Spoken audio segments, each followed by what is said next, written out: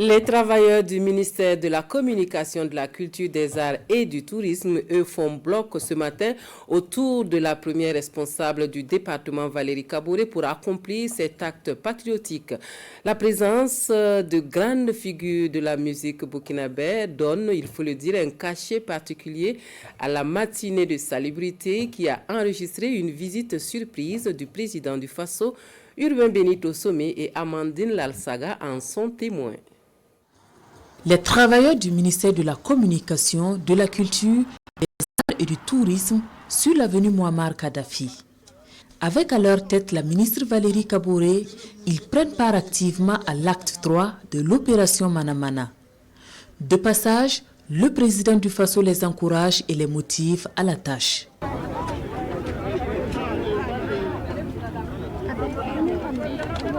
Ce matin, il a décidé de faire le tour de tous les chantiers qui concernent l'opération Manamana. Donc on profite pour lui dire merci et dire que nous sommes en avant pour la réconciliation nationale, parce que quand les gens peuvent se réunir et faire un travail, ils peuvent se pardonner. Donc c'est ça le message du jour. Communicateurs, artistes et acteurs du tourisme abandonnent pour le temps d'une journée micro, plumes, caméras et autres outils habituels de travail au profit des pioches, des balais, des brouettes et autres matériels de nettoyage.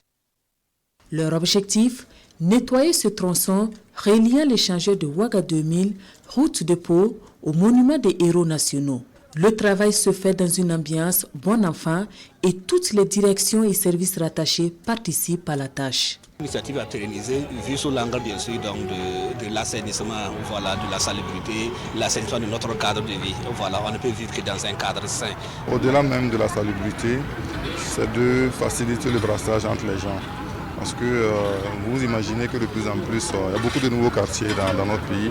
Et quand les gens arrivent, il n'y a pas toujours cette solidarité-là. Et c'est lors de ce genre d'opérations qui ont un caractère de rassemblement, que les gens se découvrent, que les gens se côtoient, que les gens lient des relations et que ça permet aussi de décompresser. Le message que j'ai particulièrement, c'est à l'endroit même des riverains.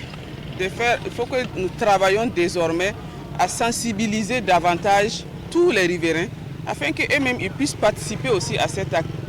Le message que nous avons à passer est que chacun individuellement pris devrait s'occuper de son cadre de vie pour que nous ayons un cadre sain. Il y a une forte mobilisation des artistes, des acteurs culturels à cette opération et c'est notre contribution que nous voulons donc apporter à cet acte patriotique. Et en posant cet acte, c'est une manière de donner l'exemple à de nombreuses personnes pour qu'ils emboîtent le pas. Parce que si nous sommes solidaires dans l'action, nous pouvons rendre notre cadre assez agréable. C'est l'occasion aussi pour moi d'inviter aussi les autres aussi à faire cela aussi dans leur quartier. Voilà, parce que seulement que les femmes qui ramassent chaque matin ne peuvent pas elles seules faire partout. Mais si la population s'y met, en tout cas notre ville sera plus propre. La mobilisation est de taille à la satisfaction de tous. Notre objectif c'était 50%, voilà, de tous ceux qui sont du secteur, mais aussi des riverains. On voit le niveau de la mobilisation, elle est appréciable. On remercie les gens parce que le week-end, c'est le social. Il en est ainsi tous les derniers samedis du mois, et ce, depuis le lancement de cette opération le 30 avril 2022. L'ambition est d'exhorter les Burkinabés à renouer avec cette pratique citoyenne afin de débarrasser notre environnement de nombreux déchets.